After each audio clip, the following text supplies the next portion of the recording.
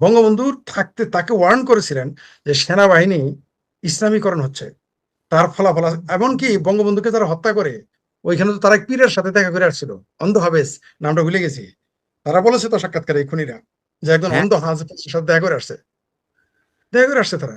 আর বাংলাদেশ তো আসলে এটা একদিনে তো হয় নাই। এই আবু বকর, উসমান, আলী, উমর এবং ওইটি সেদিন দিন বলছি যে আয়েশা এবং ফাতেমা কোম্পানিও তারা খুলতেছে নারীদের জন্য, এটা এটা কিন্তু তারা নিজের পায়ে কুড়াল মারতেছে। এদের সাথে প্রীতি তুরস্ক, পাকিস্তান আর ইরান, এছাড়া কোন দেশের সাথে আর্মির সম্পর্ক থাকবে না। আফগানিস্তান, কারণ আফগানিস্তান না না না না না অত নালে দেশের না। আফগানিস্তান এগুলো 5 পয়সা দাম দেয় না, 5 পয়সা দাম দেয় না। আফগানিস্তান বাংলাদেশের সেনাবাহিনী, পাকিস্তানের সেনাবাহিনী এগুলোর 5 পয়সা দাম দেয় না। তাহলে ভারতের সাথে প্রীতি হয় কেমনে? আফগান দেখেন, বরং এরা আফগানিস্তানের মুসলমানদের এখন মনে করতেছে তারাও নাকি সহি মুসলমান না। আগে শুধু বলতো শেখ ফরিদ সহি মুসলমান না, টিটুরা সহি মুসলমান না, কমিউনিস্টরা বাংলাদেশের মুসলমান, কমিউনিস্টের সহি মুসলমান না, তারপরে তসলিমা নাসরিন সহি মুসলমান না, তাই না? আসিফ মহিউদ্দিন সহি মুসলমান না, আসাদ সহি মুসলমান না। কিন্তু পরে কিন্তু তারা বলা শুরু করেছে যে আওয়ামী লীগ সহি মুসলমান না, তারপরে বলা শুরু করেছে বিএনপি সহি মুসলমান না, এমনকি তারপরে বলা শুরু করেছে অমক হুজুর সহি মুসলমান না। এটা কিন্তু একদিনে হয়নি, এটা একদিনে হয়নি। আমি অবাক হয়ে গেলাম যে ফিদেল কাস্ট্রো যা বলেছেন, এই কারণে মুসলিম মৌলবাদীরাই কিন্তু বঙ্গবন্ধুকে হত্যা করেছে। আপনি যখন সেখানে ফিদেল কাস্ট্রো এই কথা তো অন্তত যখন বলেছিল তখন তো আমরা এটা ধরতে পারি যে ইন বিটুইন 71 টু 75, এর মধ্যে 71 না 72 টু 75, সরি 72 টু 75, তার মানে কথাটি অন্তত 50 বছর আগে এটি ওয়ার্ন করেছিলেন কে? Fidel Castro. এবং কি 2013 সালে সৈয়দ আশরাফুল ইসলাম, যিনি কম কথা বলার লোক, তিনি জননেত্রী শেখ হাসিনার সামনে লং একটা বক্তৃতা দিয়েছেন, ঠিক আছে? সেইখানে তিনি বলেছিলেন যে বাংলাদেশ আওয়ামী লীগের প্রধান শত্রু বিএনপি নয়, মৌলবাদী শক্তি। প্রমাণ হয়ে গেছে 2024-এ, এবং এটা সত্য। এবং দেখেন আপনি, মানে আপনি এটা অদ্ভুত একটা জিনিস আপনি ভালো করেছেন এটা দেখিয়ে, যাতে আমরা এগুলো লিখতে পারি বলতে। কিন্তু আমার মনে হয় আপনি ঠিকই বলেছেন যে আমি বললাম যে কাউন্সিলিং করতে, কাউন্সিলিং কে করবে? কুইনাইন দিয়ে জ্বর ছাড়াবেন, কুইনাইন ছাড়াবেন কি দিয়ে? আপনি কাকে দিয়ে কাউন্সিলিংটা করাবেন? কাউন্সিলিং কে কাউন্সিলিংটা করবে?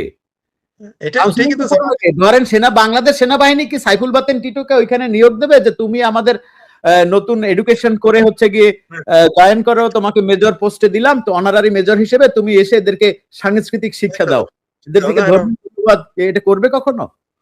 না না, আর করলেও আপনি টিকবেন না তো, করলেও টিকবেন না তো, যখন সংখ্যায় বেশি, সংখ্যায় যদি 10% হয়, 20% হয়, 30%, এমনকি 50%, সেখানেও আপনি কিছু কথা বলতে পারবেন। কিন্তু সংখ্যায় যদি সেটা 90%, আপনি কাউন্সিলিংটা কাজ করবে না। আপনি পাগলা গারদে গিয়ে ভিতরে গিয়ে তো আপনি ক্লাস নিয়ে তো সুস্থ বানাইতে পারবেন না। আপনার এই পাগলা গারদ বানা আপনার বাইন্ধা রাখবো।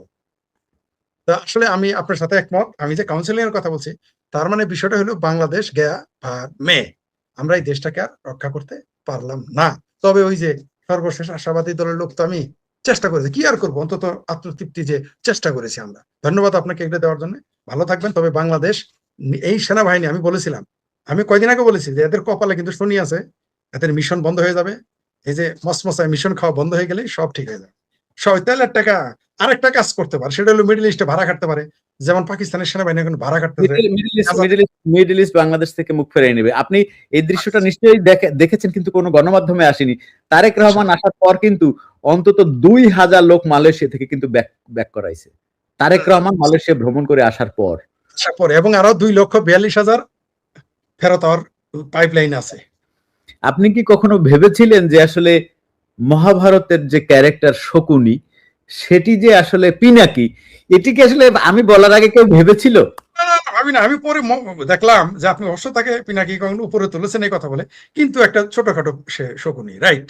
একেবারে আমি পরে ওর ক্যারেক্টার মিলিয়েছি এবং পরিবেশটাও মিলিয়েছি। অর্থাৎ বাংলাদেশের পরিবেশটা আমি কুরুক্ষেত্র হিসেবে যদি একটা ধরি, সেইখানে পিনাকি শকুনি, অদ্ভুত ব্যাপার। এখানে আমি পরে আপনার কথাটা গবেষণা করেছি, এটা সত্য। মোটামুটি বাংলাদেশ যদি ছোট কুরুক্ষেত্র হয়, সেখানে শকুনি হচ্ছে পিনাকি, কোনো সন্দেহ নেই, কোনো সন্দেহ নেই। আপনি দেখেন, উপদেশ যেহেতু কথাটা তুললেন, কি উপদেশ চেয়েছিল জানেন? আমি সংস্কৃতিতে যাচ্ছি না, আমি বাংলাটাই বলে দিচ্ছি। তিনি বলতে পারেন, মানে তাই যদি আপনি আচ্ছা আচ্ছা, তারপর বলি আর কি, সেটা হলো যে আপনার ভালো কাজে বিলম্ব করবা না, ঠিক আছে? শুভম শীঘ্রম, ভালো কাজে দেরি করবা না, এটা সে উপদেশ দিয়েছিল। আর খারাপ কাজে কখনো তাড়াহুড়ো করো না, এটা কিন্তু ছিল তার লাস্ট ভার্স রাবণের। কিন্তু অদ্ভুত ব্যাপার, আপনি মনে করিয়ে দেওয়ার জন্য আপনাকে ধন্যবাদ, ঠিক আছে? আমার কাছে আজকে আজকে তোমার কাছে রামায়ণ নাই, পড়ে পড়ে শোনাইতাম, ঠিক আছে?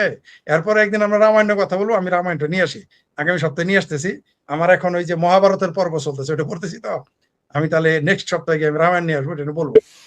দেখেন দেখেন কি বলেছে যে ভালো কাজে, উত্তম কাজে কখনোই দেরি করবে না, আর খারাপ কাজে তাড়াহুড়ো করবে না, এটা কিন্তু সত্য। যেমন আপনি জুয়া খেলতে যদি যান, যদি এখানে তাড়াহুড়ো না করেন, আপনার কিন্তু মিনিমাম লসটা কম হওয়ার সম্ভাবনা থাকে। আর জরুরি কিছু করবেন, আপনি কিন্তু ধরা খাবেন, সময়ের সম্ভাবনা রয়েছে। তো এটা একটা খারাপ কাজ। আবার ধরেন আপনি কারো ক্ষতি করতে চাচ্ছেন, ক্ষতি না করাই ভালো মানুষের। মনে করেন আপনি আমাকে ভুল বুঝে ক্ষতি করতেছিলেন, কিন্তু আপনি যদি একটু দেরি করেন তাহলে কি হবে, একটা সময় আপনার প্রকাশিত হতে হতে পারে যে না না না, ফরিদ ভাই তো এটা খারাপ মনে করেছিলাম, এটা তো সঠিক না। যেমন আপনি একটা কাজ অলরেডি করে দিয়েছেন আমাকে অবচেতন মনে বা না জেনে, সেটা হলো একজন, নাম বলার দরকার নাই এখানে, সেখানে আমি একটা কথা বলেছিলাম, তিনি আমাকে ভুল বুঝেছিলেন, অথচ তাকে আমি চিনি না, আমাকে আপনি সেখানে কাউন্টার দিয়েছেন যে না না না, ফরিদ ভাই আপনাকে চেনে না, তাই ওই কথাগুলো বলেছে, এবং তিনি বায়াস্ট হয়েছেন, এবং আপনি ঠিকই ধরেছেন, আমি বায়াস্ট ছিলাম। কিন্তু তিনি যদি আমার তখন ক্ষতি করতেন, আমি কিন্তু জানতাম না। তাহলে উনি যদি দেরি খারাপ, ওটা কিন্তু একটা লোকের ক্ষতি করা খারাপ কাজ। এই জন্য আমিও না, যখন কারো বিরুদ্ধে যাই, আমি যথেষ্ট সময় নিই, যথেষ্ট সময়। যেমন এখন আমি একজন ব্যক্তির বিরুদ্ধে আমি কিছু করতে চাইতেছি, কিন্তু আমি যথেষ্ট সময় নিতেছি যে না, তাকে কিভাবে ক্ষমা করে দেওয়া যায়, তার দিয়ে একটা ভালো কাজ সামনে আসলে আমি তাকে ক্ষমা করে দিব। কারণ আমার যে মেন্টর, তিনি আমাকে শিখিয়েছেন, তিনি ইংল্যান্ডে, তিনি তিনি আমাকে বলেছিলেন যে ফরিদ, তুমি যদি কারো ক্ষতি করতে চাও, গালি দিতে চাও, একটা থাপড়া দিতে চাও, মানে ক্ষতিকর কাজ, ঠিক আছে, তুমি একটু সময় নিয়ে করবা, কারণ তুমি যেটা করার ওটা তো পারবাই, কিন্তু একটু সময় নিবা। আর যখন মনে করবো, ধরেন আপনার সাথে আমার সম্পর্ক খারাপ হইল, সাইফুল বাতন টিটুকে গালি দিতে ইচ্ছা করতেছে, কিন্তু আমার গুরু আমাকে শিখিয়েছে যে তুমি তাকে গালি দেওয়ার আগে তার ভালো কি কি কাজ ছিল, সাইফুল বাতন টিটু কি সুন্দর করে কথা বলেছে, হাসছে, আপনার শাহবাগে বসে চা খাইছি, বা অমুক মানববন্ধন, এগুলো মনে করবা, যদি ক্ষমা করে দেওয়া যায়। এবং এটা কিন্তু আমি ফলাফল ভালো পেয়েছি। দেরি, এই দেখেন, এটা কিন্তু আসলে, এটা কিন্তু দেখেন জ্ঞান কিন্তু, সেটা 5,000 বছর আগের হোক, 10,000 বছর আগে হোক, আর 5,000 মাইল দূরের হোক, জ্ঞান কিন্তু সারা পৃথিবীতে ঘুরে ঘুরে বেড়ায়। আপনি কিন্তু, আমরা কিন্তু জানি না যে হয়তো পৃথিবী বিখ্যাত কোন ব্যক্তির কথা আমরা কোট করতেছি, মানে আমাদের গ্রামের মূর্খ লোকেরা, তারা কিন্তু পরে, আজকে এটা নিয়ে আমি কলাম লিখেছি, আজকে এটা নিয়ে আমার ওয়েবসাইটে একটা কলাম লিখেছি যে বন্ধুর প্রতি বন্ধুকে বেশি বিশ্বাস করো না, আর বাঘ মারতে শত্রুকে বাড়াও, মানে কৌশল করে শত্রুদের ব্যবহার করা শিখতে হবে, শত্রুকে বন্ধু বানাইতে হবে। ওইখানে গিয়ে আমি দেখলাম যে আমাদের অজপাড়া গায়ে যে সমস্ত জ্ঞানের কথা ছোটবেলা শুনেছি ক্ষেত খামারে কাজ করা লোকের কাছে, এটা গ্রিকের কোন দার্শনিক বলেছেন, অথবা ভারতবর্ষের কোন দার্শনিক, এই যে যেমন ধরেন, আপনি বললেন বলে আমার মনে হয়ে গেল যে দ্রুত, যে ভালো কাজ দ্রুত করবা, এটা কিন্তু রাবণের কথা, এটা কিন্তু অনেকেই আমরা জানি না যে এটা রাবণের কথা, রাবণের লাভ। শীঘ্রম আমরা, আপনি আজকে মনে করে দেওয়ার জন্য ধন্যবাদ, ধন্যবাদ। হরণ, ব্যাপারটা মনে হয় এরকম, শুভস্য শীঘ্রম অশুভ কাল হরণ। শুভম শীঘ্রম, এটা সংস্কৃতিতে অনেক আছে, কিন্তু এটাও হুবহু বলে নাই। এটা এটা এটা আচ্ছা, আমি একটু পরে আবার এটা বের করে আপনার শোনাইতেছি, সংস্কৃতি শোনাবো, আলাদা একটা ভার্স আছে এটা, মানে তার একটা মন্ত্র, এটা তো শুভম শীঘ্রম, এটা তো সংস্কৃতিতে বিভিন্ন জায়গাতেই আছে, ওইখান থেকে আসলে এটা আসছে, কিন্তু এটা একটু লম্বা। এটা আহ দুই দুই বাক্যে, দুইটা বড় বড় বাক্যের একটা ছন্দ আছে, ওটা বের করে আমি আপনি, আমার এটা মনে, মানে অনেকদিন পর আপনি মনে করাই দিলেন, আপনাকে ধন্যবাদ।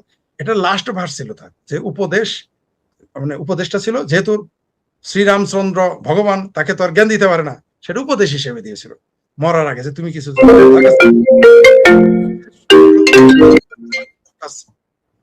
খারাপ কাজ ধীরে ধীরে করার চেষ্টা করো, এটা খুব ভালো একটা উদাহরণ দিয়েছেন। তো আপনি যে উদ্দেশ্যে এটা বলেছিলেন, আবার দেখেন তারা ওই যে দুর্গা প্রতিমার উদাহরণ দিয়েছেন, যে এখনো বাঙালি হিন্দু যারা, তারা অসুরকে বধ করে, অর্থাৎ খারাপ কিছুকে বধ করে, সেটা একটা প্রতীকী হিসেবে অসুরকে নিয়ে আসে।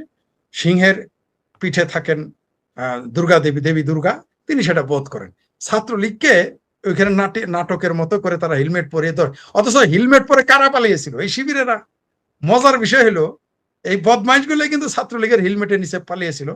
বরং এরা কি করতেছে জানেন, এরা এরা মানুষকে মনে করিয়ে দিচ্ছে, যেমন আজকে আমরা আলোচনা করতাম না, এই শিবিরেরা, বিএনপির কিছু, বিএনপির খুব কম, ম্যাক্সিমাম শিবির 99% ছিল শিবির হেলমেটের নিচে লুকিয়েছিল।